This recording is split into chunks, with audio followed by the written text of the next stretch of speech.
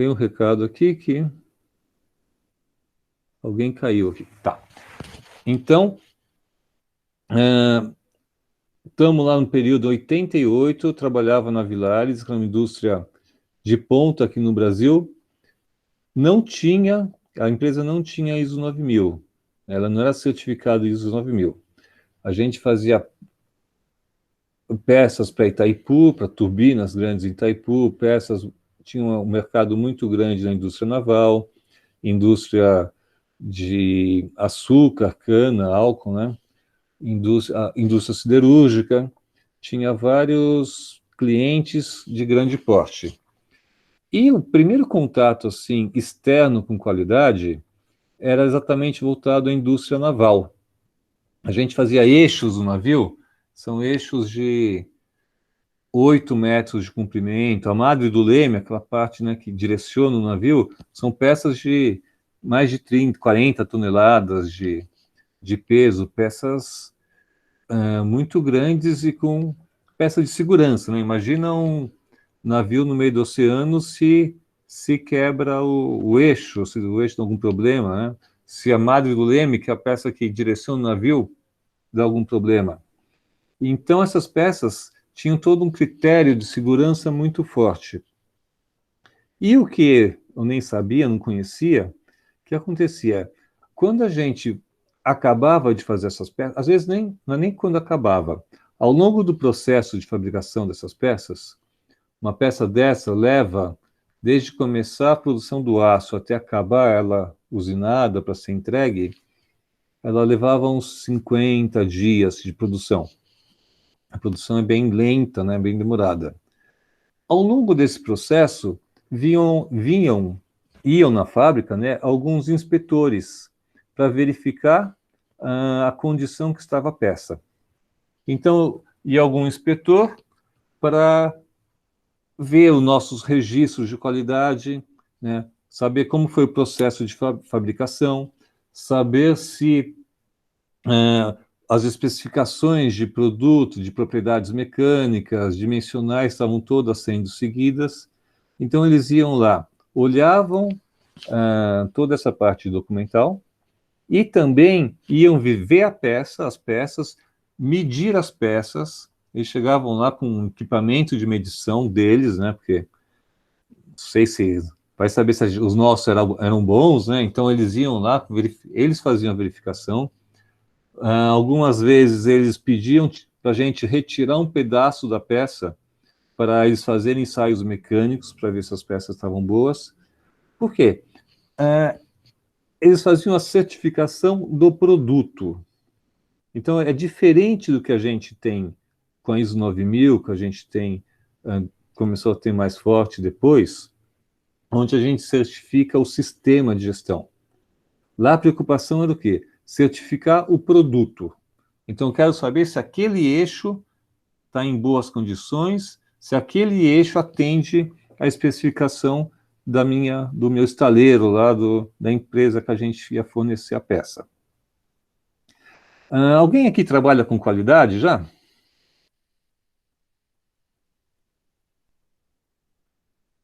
Todos quietos? Então, pelo jeito, não. Ninguém. Quando a gente faz uma certificação, que nem a ISO 9000, o que a ISO 9000 é? Né? É uma certificação de um sistema de gestão de qualidade.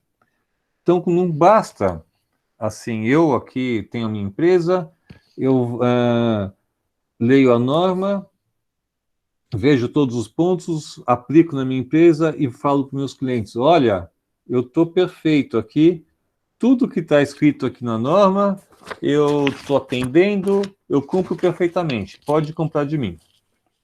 Isso não é aceito. Você não pode falar, sua empresa falar que ela está atendendo a norma.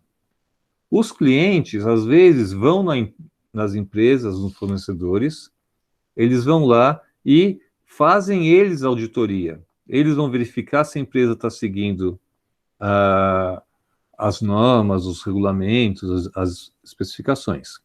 Mas o mais comum são poucos, não são poucos, mas não é a maioria dos clientes que fazem esse tipo de auditoria. O mais comum é o quê?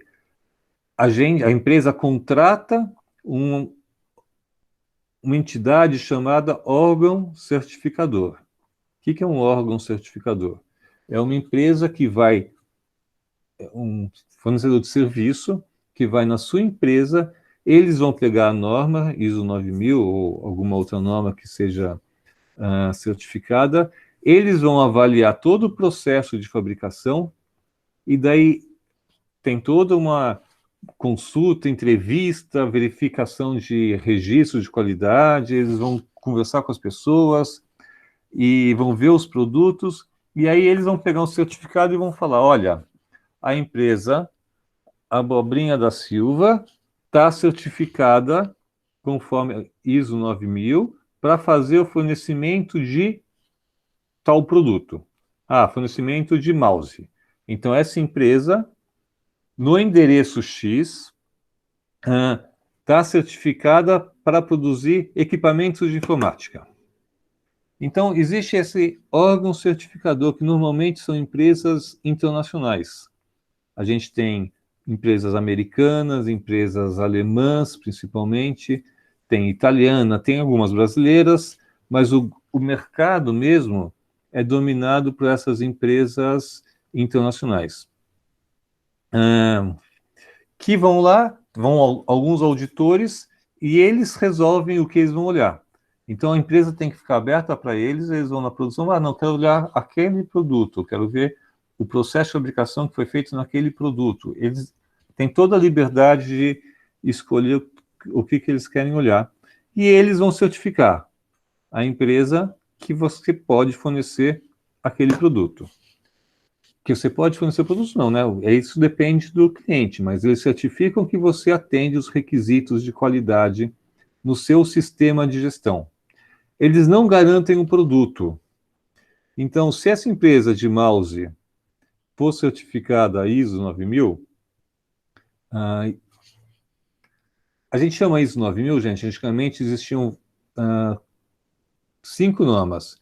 Era ISO 9000, 9001, 9002, 9003, 9004. Elas eram um pouquinho, tinham objetivos diferentes. Então a gente sempre fala muito, normas ISO 9000 seriam as séries da norma ISO 9000. Hoje as normas as empresas são certificadas, acabou a 9002, 9003, né?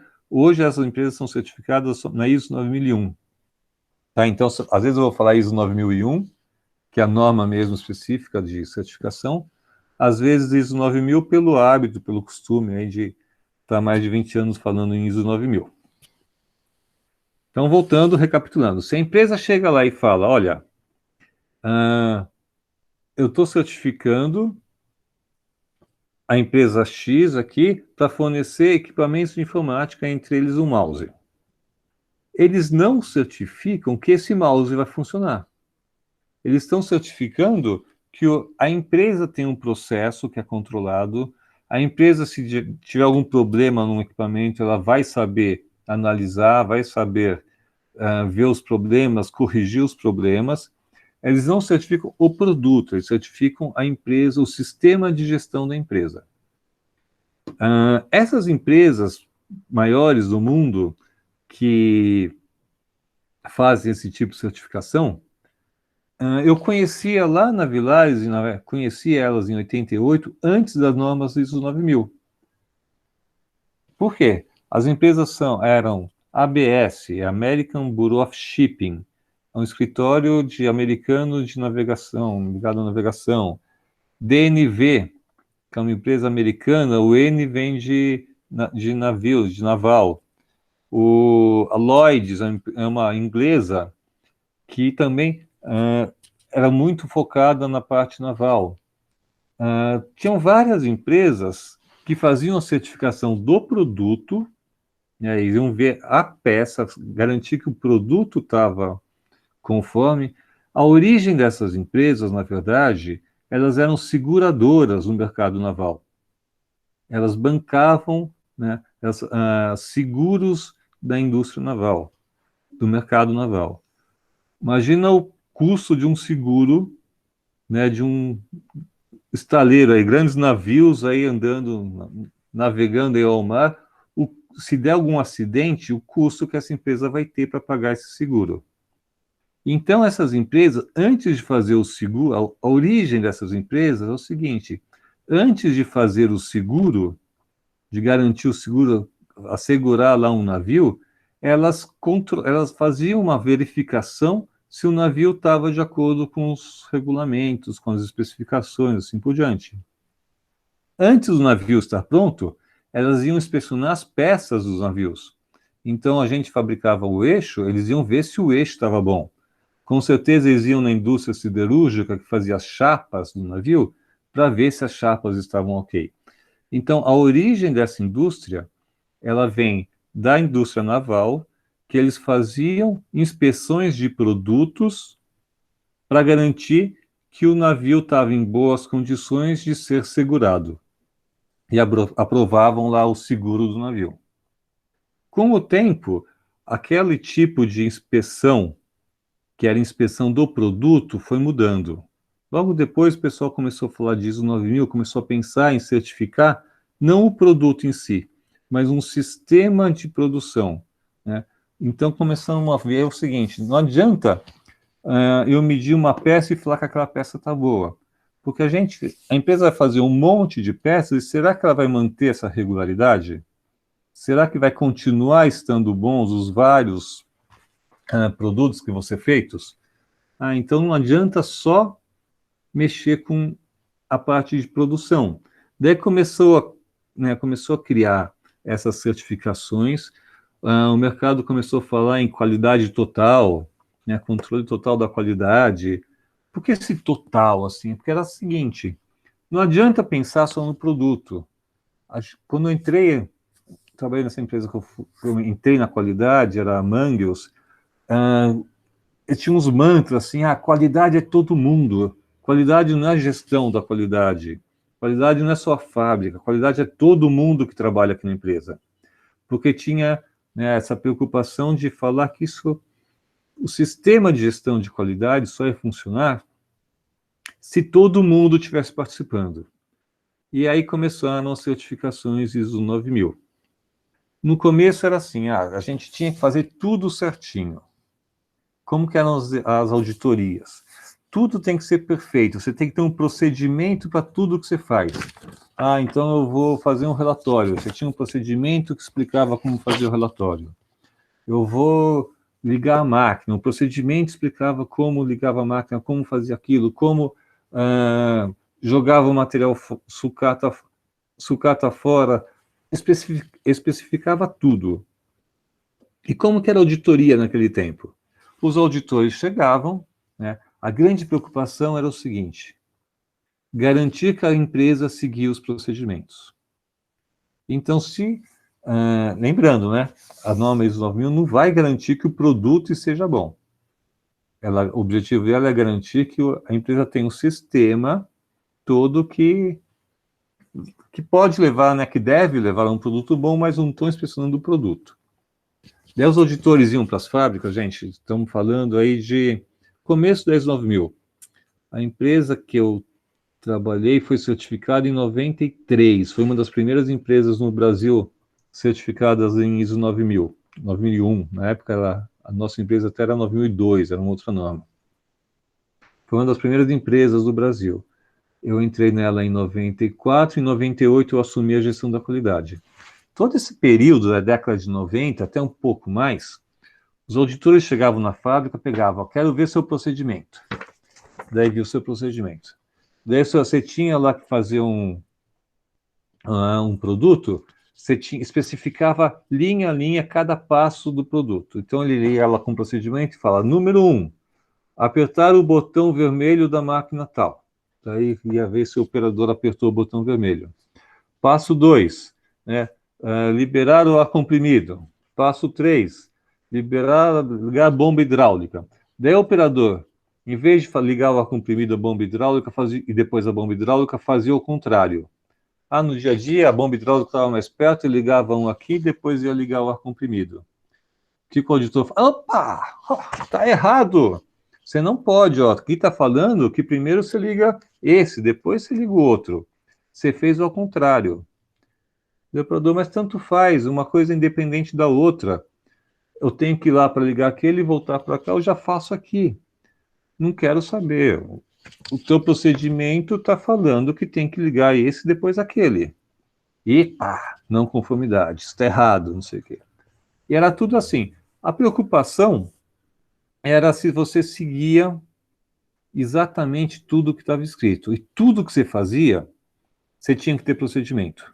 Naquela época também tinha isso. Essa empresa foi uma das pioneiras da ISO 9000. O começo da implementação da ISO 9000, isso com o tempo mudou. Era fazer certificado para tudo. A empresa tinha uns 500 procedimentos. Qualquer coisa, tinha procedimento de como que o... Quer ver, ó? Eu trabalhava no laboratório, né? Que era a parte técnica, tinha engenharia de produto e laboratório. No laboratório, tinha as várias fábricas, os vários equipamentos, né, produzindo. A gente produzia chapas de aço. Cada equipamento, ao longo do tempo de fabricação, do processo de fabricação, eles iam medir, os operadores iam medindo, né, os produtos, e tinha alguns ensaios que eram feitos no laboratório. Então, o pessoal, quando tinha que fazer esse ensaio, fazia o processo de fabricação, tirava uma amostra da peça, pegava aquela amostra e punha numa caixinha lá do lado da máquina deles. Aquela amostra ia para o laboratório, que depois o laboratório pegava essa amostra, ia fazer um ensaio, e aí, lembrando do semestre passado, ia ver se o limite de escoamento do material estava ok, se o limite de resistência estava ok, se a dureza estava ok. O laboratório, se a estrutura do material estava ok.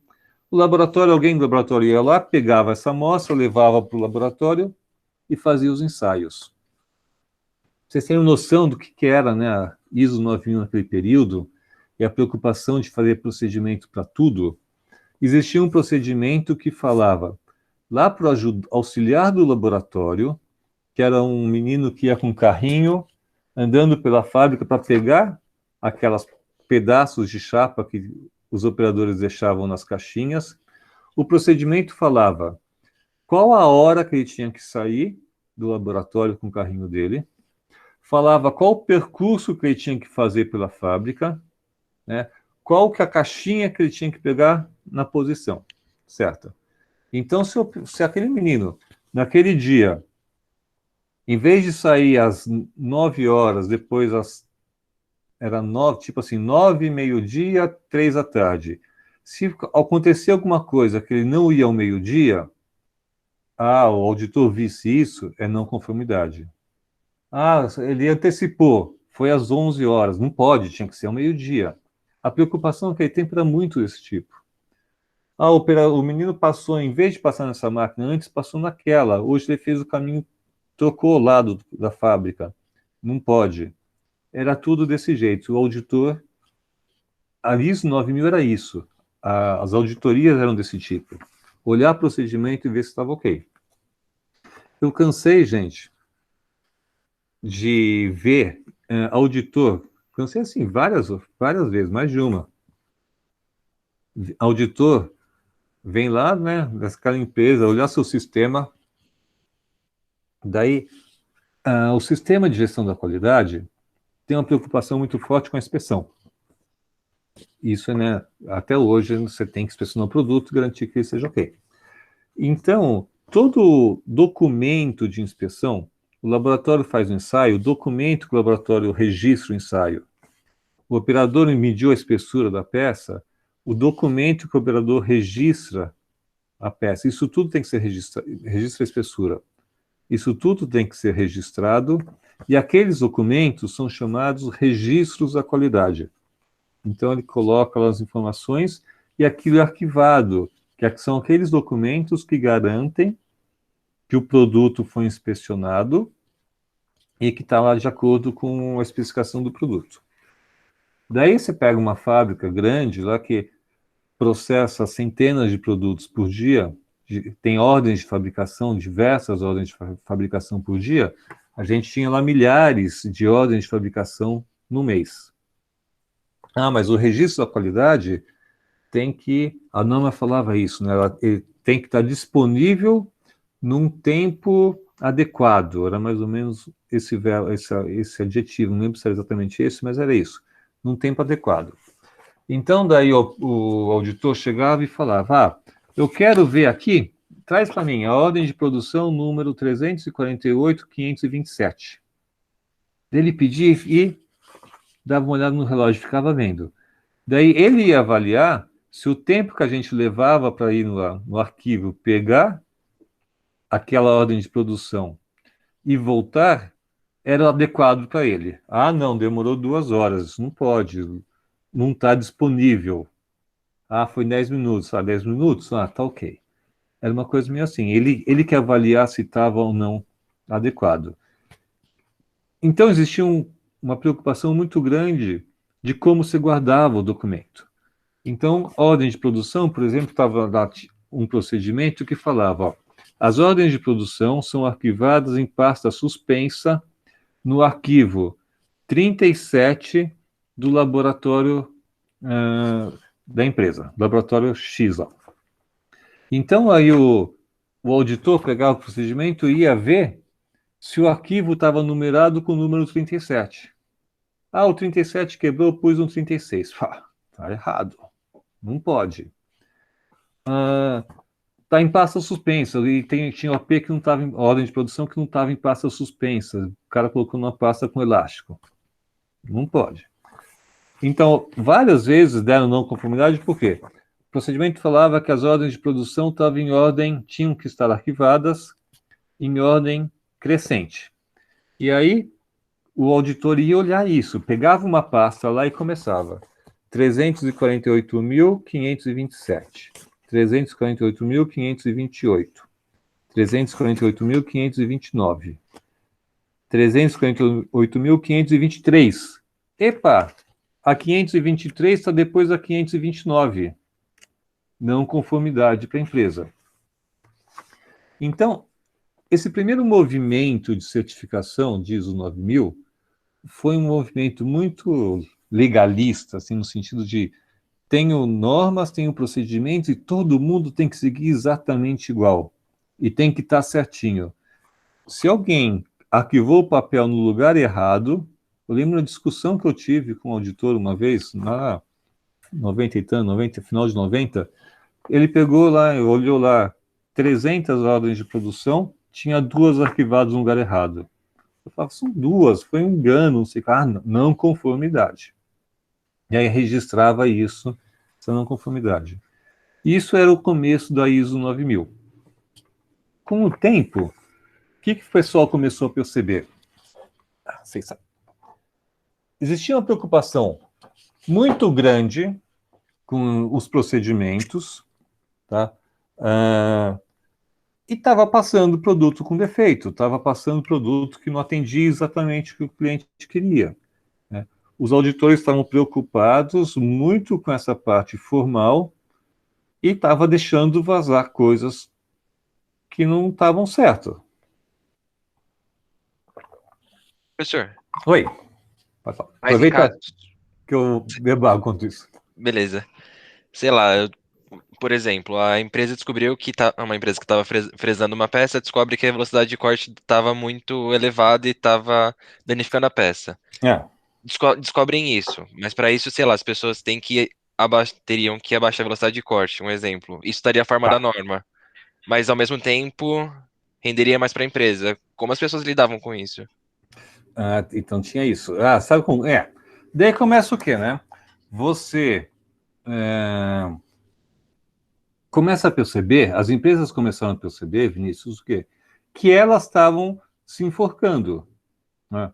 A minha empresa, se eu falava que o. Por que eu tinha que escrever num procedimento que o menino do laboratório tinha que passar na caixa 26, depois na outra, naquela ordem? O que importa para a empresa é o quê? Que todas as amostras que sejam necessárias sejam retiradas pelos operadores, que elas fossem colocadas lá em algum lugar e alguém pegasse e fizesse o ensaio. Essa é a preocupação. O que esse tipo de coisa, se for os parâmetros de processo, as empresas colocavam, aquela peça lá, o eixo tem que rodar, sei lá, 300 RPM. Daí o operador chegava e conseguia, né, fazer mais rápido. Opa, estou conseguindo fazer com 400 e está indo bem. Aí tinha duas coisas, né? Você tinha que ver se está dando problema, está dando algum defeito, né? Tem alguma consequência grave na frente, vai sair de especificação, a rugosidade não vai mais atender a especificação, meu cliente vai ficar insatisfeito porque eu fiz um pouco mais rápido? Ah, o cliente vai ficar insatisfeito. Então, legal, tem que voltar. Tem que ser no máximo 300 e a gente corrige o sistema e corrige o procedimento, a prática do operador lá. E fala para ele, olha, não passa de 300 que senão dá problema para o cliente. Só que muitas vezes acontecia o quê? O operador ia com mais experiência, conseguia fazer com 400 RPM sem problema algum, né? Ele conseguia ganhar produtividade, porque estamos falando um período aí que começou, né? As empresas se preocuparem mais com custos, que é uma preocupação assim, né, natural. Para se preocupar com melhorar, né, a produtividade das peças, e alguém chega lá e consegue fazer com 400. E faz todos os testes, o material continua perfeito, o meu cliente continua satisfeito. Até mais satisfeito que está recebendo a peça mais rapidamente. O auditor chegava lá, ele fazia isso, né? Aqui está aqui 300 na máquina. Ué, por que você está rodando a 400 se o procedimento fala que tem que ser 300? O que era isso? Não conformidade para a empresa. Se a empresa tivesse muitas não conformidades, o certificado ficava suspenso, ela tinha consequências com relação a isso. E o cara, não adiantava você falar para ele, não, a gente fez teste, 400 está bom, o cliente está feliz, a minha produtividade aumentou, o custo diminuiu, a empresa está melhor. Não, está escrito que é 300. Então, o que as empresas começaram a fazer? Tentar fugir desse problema de não conformidades, né, de fugir das normas. Então, você tinha muito procedimento que, 400 está bom? Tá. A empresa colocava o seguinte, a peça tal, né, a velocidade de usinagem vai ser de 200 a 500. Colocava uma faixa enorme, com velocidades abaixo do que era adequado, que eram improdutivas, a velocidades maiores do que eles tinham testado e garantia. E tinha garantia que o material estava bom. Por que eles faziam isso? Porque daí o auditor podia ir a qualquer momento, sempre estar entre 200 e 500. Então as empresas começaram a usar esse subterfúgio para evitar problema em auditoria. Aí você fala, 200 a 500 é o ideal? Não, eu falo lá com o meu operador, vai trabalhar com 400 mais ou menos, aí, por volta de 400. Mas eu garanto que não vou ter não conformidade. Então, mais uma vez, o que aconteceu?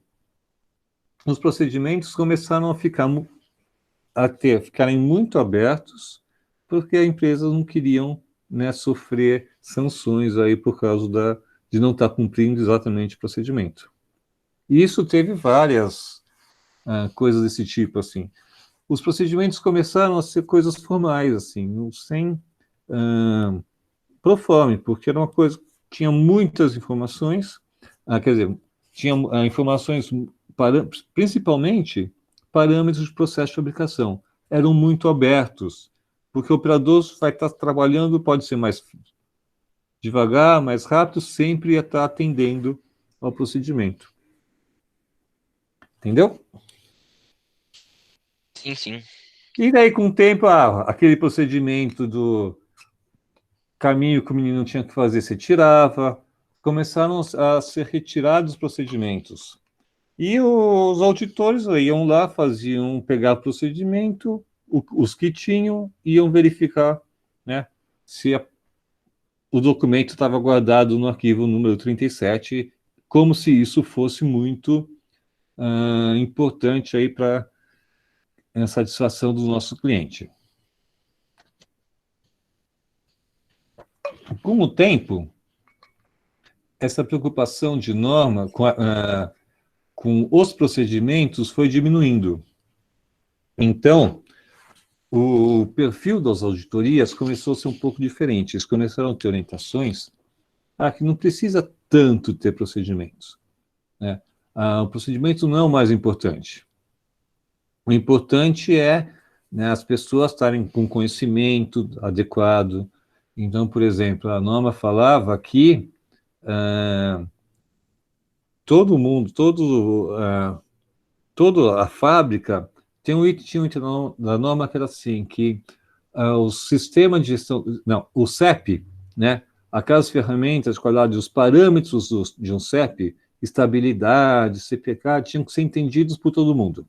Porque as empresas tinham o CEP, tinham os operadores lá que faziam, né, as anotações, carta de controle, ia vendo, né, se ia sair fora, não sei o que da especificação, e tinha um item da norma que falava que todo mundo tinha que ter conhecimentos básicos de estatística. Era bem isso que ela falava, né? Todos os níveis da empresa tinham que ter conhecimentos básicos de estatística.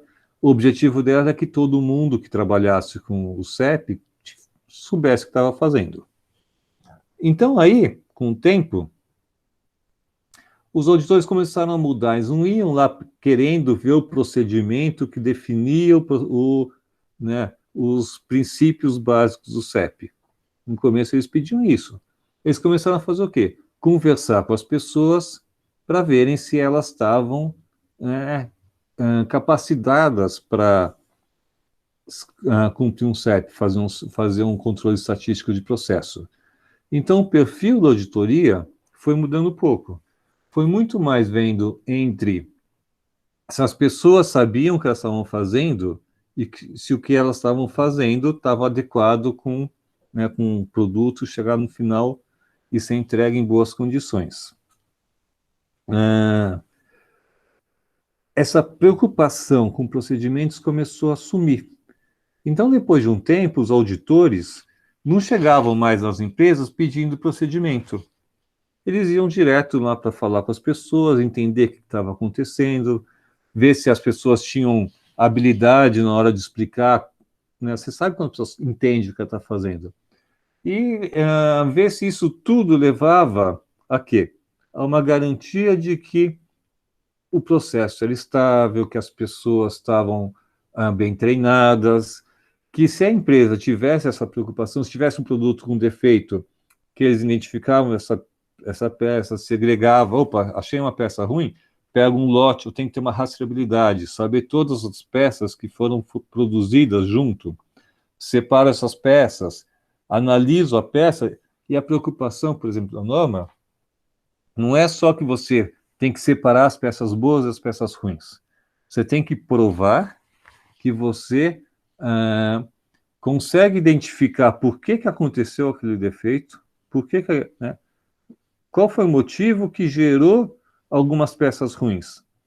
O que a gente tem que fazer para, durante na produção, garantir que né, que essa causa raiz, que a gente chama, o que gerou aquela peça ruim, como que eu tenho que fazer, o que eu tenho que fazer para garantir que aquela causa raiz não volte a acontecer. Porque dessa forma eu estou pegando tudo que tem de problema e estou garantindo que eu estou eliminando, né, as causas do problema. Não é só ir lá selecionar a peça e tirar as boas e as ruins. Eu tenho que atuar na causa raiz para garantir que eu vou melhorar com o tempo. Então, esse foi um passo diferente assim, para as normas. Deixou de lado aquela parte documental de procedimentos, começou a ter uma preocupação maior mesmo com os processos de fabricação. Então, começou a ter o quê? A empresa, uma segunda versão da norma ISO 9000, começou a especificar como que as empresas tinham que se organizar. Tem que se organizar por processos. Não processo de fabricação, processo comprar, processo fabricar, processo vender. Não é departamental. Processo vender não é só do departamento de vendas. Então, quando a pessoa vai vender um produto, pode passar, a engenharia pode analisar aquele pedido para especificar o produto, isso pode fazer parte do processo de vender, a parte de venda, logística faz parte do processo de vender. Começou a criar uma estrutura um pouco diferente e está preocupada mais com os processos em si da empresa. Na expectativa, né, do quê? Como a norma não garante o produto em si, eu estou garantindo que a empresa tem processos que são adequados, que problemas são encontrados e são corrigidos. Sendo encontrados e corrigidos, essa empresa vai estar sempre melhorando. Essa seria aí uma segunda geração aí de norma ISO 9000, 9001. Hein? Com o tempo, né, antes de falando como está hoje, foram sendo mais valorizados também outras normas parecidas, ou não parecidas, mas similares com a ISO 9000. Então, quando eu trabalhei nessa empresa, a gente tinha a certificação da ISO 9000. Daí veio o quê? Que todo mundo começou a ser certificado, a ISO 14000. Então, vamos fazer o quê? Preocupação com o meio ambiente. A empresa tem que conhecer a 14000 ligado a meio ambiente, a sustentabilidade. Então, existe uma norma também. A ISO 14000 já é uma norma que nunca foi daquele tipo de ficar olhando o procedimento, ela já entrou num estágio mais à frente da ISO 9000 e fez uma relação um pouco com ela.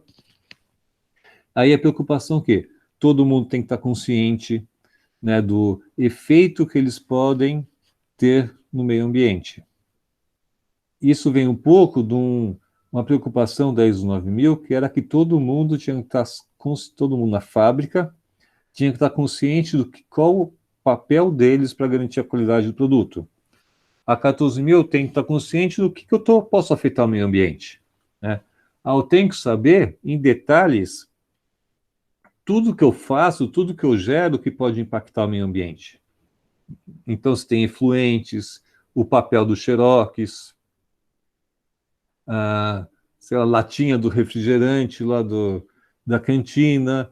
A ISO 14000 exige que você controle tudo que a empresa gera com relação a que possa afetar o meio ambiente, você controle, que você tenha metas para ir reduzindo isso, né, para ir diminuindo a geração de resíduos, por exemplo, que você garanta que você não está jogando isso no meio ambiente, para poluir o meio ambiente. E a norma ISO 9000, desculpa, a ISO 14000, ela tem um perfil também de gestão.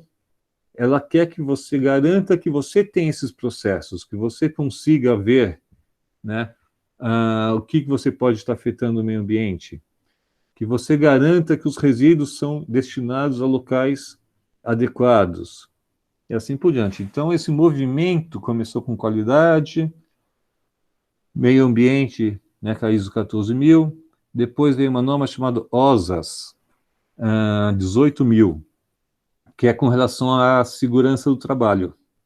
Então, é saúde e segurança do trabalho, também com uma série de requisitos para as empresas se adequarem para ter um processo que garanta que que a empresa está preocupada com a segurança dos colaboradores. Depois teve a SA 8000, que é uma norma preocupada com responsabilidade social. Então, esse movimento de normas foi crescendo. Inclusive, é um mercado, acho que importante aí para a engenharia de produto, que os engenheiros de produtos são, pelo menos na indústria, são, acho que, os profissionais mais constantes nesse tipo de gestão de qualidade. Esse tipo de gestão envolve todo o sistema de gestão.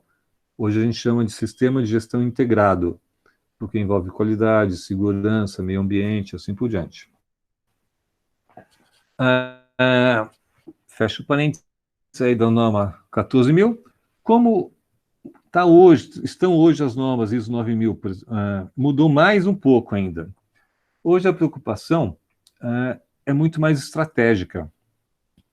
Então, o que as normas exigem, o que auditores vão fazer nas empresas? Eles querem saber se você está garantindo a continuidade da empresa, se você tem um planejamento estratégico. Ah, eles sempre vão exigir isso de você, a norma, né, pede isso. Você avaliou todos os riscos que a empresa tem, que pode acontecer com sua empresa? Olha só, não estou mais preocupado só com o produto. Nem aquela outro sistema da qualidade que via processos, que não é só o produto, mas é saber se o desenvolvimento do produto está bem feito, se a entrega é bem feita, se a manutenção do equipamento é bem feita. Isso seria a segunda geração, mais ou menos. Atualmente, a preocupação começa o seguinte: você fez o planejamento estratégico da empresa? Você sabe quais são seus pontos fortes e pontos fracos? Você sabe onde você tem oportunidade de melhoria, de ganho? Quais são as ameaças do ambiente externo? Então, se você está fabricando eu sou de uma fábrica de garrafa de vidro, você está avaliando se o plástico vai substituir e você vai ficar obsoleto? Né? Quantas empresas não ficaram obsoletas? Kodak, não sei o que, todo mundo dá uns exemplos. As normas hoje estão exigindo que você avalie estrategicamente o seu mercado e a sua empresa. Opa, então será que tem um produto, a gente chama de produto sucedâneo? Será que tem um outro produto que vai substituir o meu? E a minha empresa vai ficar numa situação ruim, que eu vou, né, começar a perder dinheiro e a empresa vai fechar? Tem toda essa preocupação. Quais são os riscos que tem? A gente tem que avaliar. E eles exigem que você avalie todos os riscos. Hoje a moda é o quê? Eles pegarem lá, avaliarem os riscos da empresa e ver se tem pandemia. Né? Eu não conheço nenhuma empresa que tinha pensado que pudesse existir uma pandemia e que isso ia afetar o negócio, ia afetar o resultado da empresa, assim por diante. Mas agora as empresas estão colocando já. Tem pandemia, o que eu faço no caso de pandemia? Risco de uma greve, o que eu faço no caso de uma greve? Para garantir que a empresa consiga continuar trabalhando. Risco de um terremoto, o que vai acontecer? Risco de... Todos os riscos possíveis você tem que avaliar. Mas eu vou botar o risco de um terremoto, vou ficar preocupado com isso? E vou tomar ação com isso? Será que eu não vou começar a gastar muito dinheiro, né, para mitigar riscos que não são muito fortes? A norma não pede, a norma não exige isso. A norma fala o quê? Você tem que avaliar os riscos e aí você vai avaliar esses riscos. O terremoto é um risco que ele é real, assim, acontece com frequência? Não. É um risco que dá para a gente identificar muito tempo antes, eu consigo saber antes que vai ter? E aí você começa a avaliar qual o impacto que os riscos têm no seu negócio, se é fácil identificar o risco, né? O risco do plástico suceder o vidro. É fácil, eu vejo no mercado, eu vejo que as vendas vão caindo, eu consigo identificar esse risco.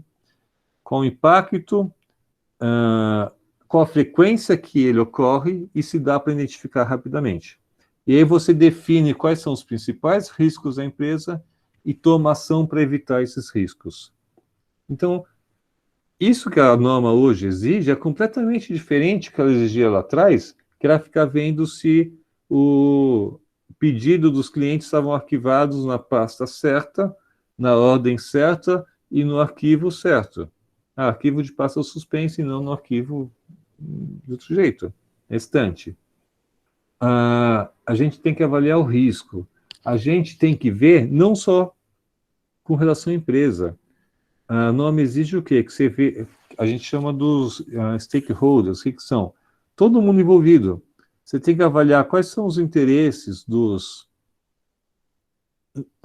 funcionários da empresa, quais são os interesses dos empresários, dos acionistas, quais são os interesses dos clientes, dos fornecedores, do meio da sociedade.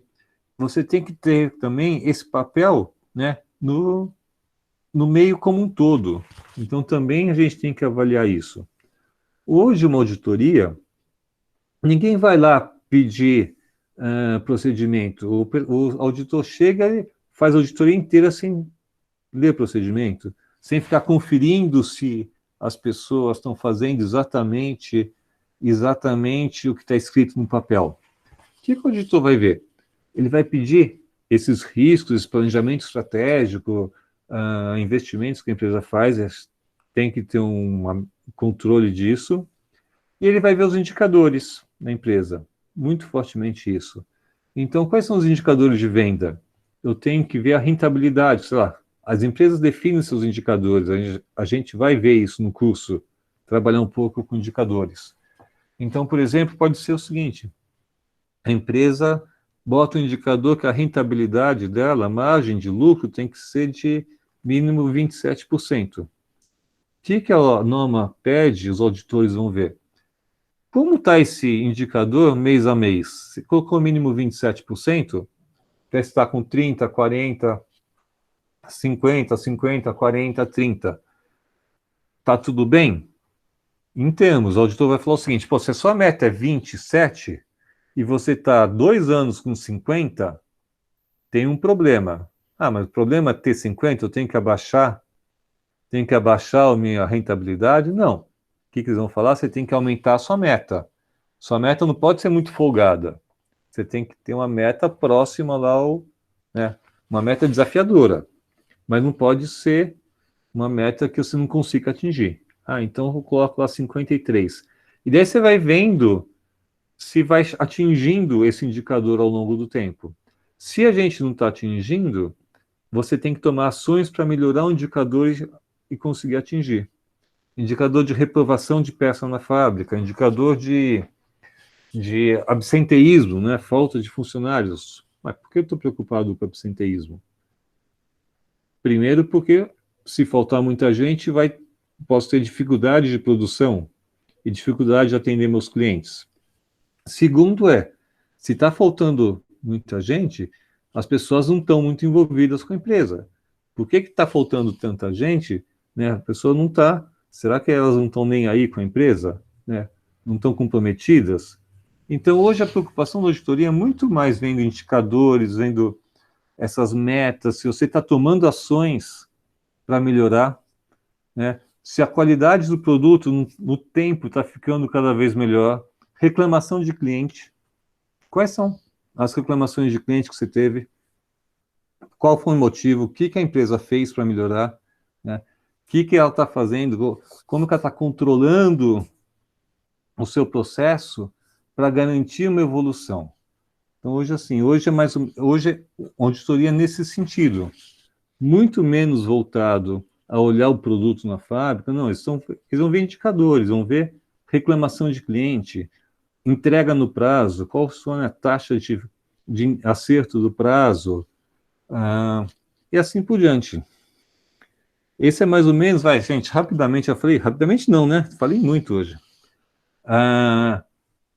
O perfil dessa gestão de sistema de qualidade que foi acontecendo lá da década de 90, quando a gente estava começando lá com a ISO 9000, e com o tempo, como foi evoluindo esses sistemas, essa cobrança. A gente vai ver ao longo do curso um pouco de conceitos de qualidade, vamos entender mais essa parte de indicadores, de ações que a gente tem que fazer. A ideia é que a gente, ao final do curso, né, vocês consigam identificar, né, um sistema de gestão de qualidade, consigam dar palpite para melhorar um sistema, achar pontos falhos no sistema, e assim por diante. Gente, fala alguma coisa aí. Alguma pergunta, algum comentário? Dá para ser aplicado no setor de serviço também, tecnologia, as Qualquer normas de setor. qualidade? Qualquer setor. Antigamente, o que tinha, né? Aquele negócio de 9001, 9002, 3, lá, tinha uma específica para serviço, mas isso é lá atrás, acabou. Hoje é o seguinte, a norma, inclusive, acho que logo no começo dela, ela já fala, olha, onde está produto, já considera serviço. Pode ser serviço também. O perfil dessas normas, ele é muito amplo, se aplica em qualquer lugar. Ela não está especificamente falando lá para você fazer um CEP do seu produto. Porque, por exemplo, eu posso usar a norma ISO 9000 para certificar um laboratório de análises clínicas, né? De repente não tem uma produtividade séria. Elas são muito abertas, elas servem para qualquer coisa. Serve para TI, serve para a indústria farmacêutica, serve para serviço, serve para restaurante. Tem restaurante certificado em ISO 9000, tem que ter os processos. Tem seguradora certificada, serve para qualquer tipo de mercado. O que começou a acontecer foi o seguinte: como é uma norma muito aberta, aberta no sentido assim que não é específico para nenhum setor, então posso aplicar desde até para um aplicativo, posso aplicar uma certificação, uma livraria, um supermercado, uma indústria nuclear, qualquer setor. Teve um movimento assim que alguns setores começaram a falar: opa, a norma não está suficiente para mim. Por exemplo, o setor automotivo sempre foi muito exigente nessa parte de qualidade e ele é mais rigoroso do que uma norma ISO 9000. Então, o que as montadoras criaram? Elas falaram o seguinte: elas querem a ISO 9000, só que elas querem mais. Elas querem uma norma a mais que a ISO 9000. Para não criar uma norma diferente, quer dizer, eles criaram uma norma diferente, mas para não ter incompatibilidade com a ISO 9000, eles fizeram o seguinte: você pega a ISO 9001, tem lá os termos que são válidos para qualquer segmento. Daí tem 2 parágrafos, depois tem um adendo. Opa, para montadoras, para o mercado automotivo, né, que aí vem uma norma chamada IATF 16949. É o nome da norma automotiva. Eles pegam, então, a ISO 9000 e vão acrescentando parágrafos à norma. Aqui eu exijo isso aqui também. Eu exijo que você faça CEP. É obrigatório você fazer CEP, e o CEP tem que ter um CPK de valor X. Então, as montadoras, o mercado automotivo, criou uma exigência a mais. Eles falaram o seguinte: só a ISO 9001 é pouco para a gente quer mais. E dobraram a norma, assim, colocaram um dobro de exigências que só para a montadora são obrigados. Então, as normas ISO 9000 servem para qualquer setor, mas alguns setores têm exigências maiores. O setor alimentício tem normas, né, de segurança também diferentes. Não quer dizer que a empresa alimentícia não pode ser certificada ISO 9000, mas normalmente eles são cobrados de outras certificações também. Como uma montadora, né? Eu trabalho no mercado que fornece também para automotivo. Então, a gente tem a certificação da ISO 9001 e da IATF 16949, que serve para os clientes automotivos. Eu tenho que mostrar para os clientes automotivos que eu tenho essa norma. Mas a gente fornece chapa de aço para agronegócios. Agronegócio não precisa da IATF, é só ISO 9000. Então, você tem normas diferentes, normalmente complementando o que a ISO 9000 pede. Tem mais, gente?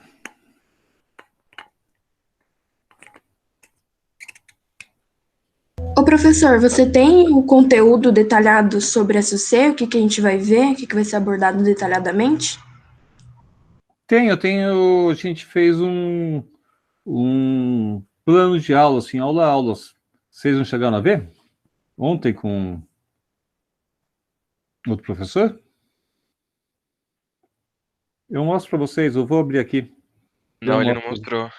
Eu mostro para vocês, tá? Daqui a pouco eu pergunto, tem que achar ele aqui no sistema, daí eu já passo para vocês. Existe realmente, cada você tem o seu plano de ensino, né? Daqui a pouquinho eu já mostro para vocês. O horário, gente, a gente recebeu uma comunicação da coordenação que a gente iria começar às 7h30 até às 10. Mas aí a gente recebeu uma orientação na véspera e no domingo até, que era o seguinte, a gente é obrigado a começar às 7h15, ir até às 10 e fazer 15 minutos de intervalo. Então, as aulas sempre vão ter 15 minutos de intervalo, que inclusive não está definido o horário desse intervalo.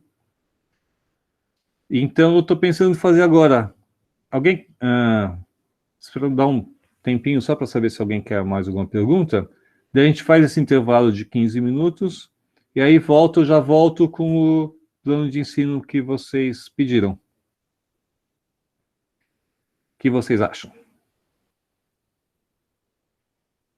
Tudo bem, professor. Pode ser. Pode ser, pode ser. Então, gente, ó, são 8h35, a gente volta, vou dar uma paradinha então, a gente volta a 8h50. É isso? 35 mais 15, isso. 8h50 a gente volta e começa a olhar o plano de ensino. Combinado? 15 minutinhos aí para tomar uma aguinha. A gente já volta. Valeu, pessoal. Até daqui a pouco. Tem que parar de gravar.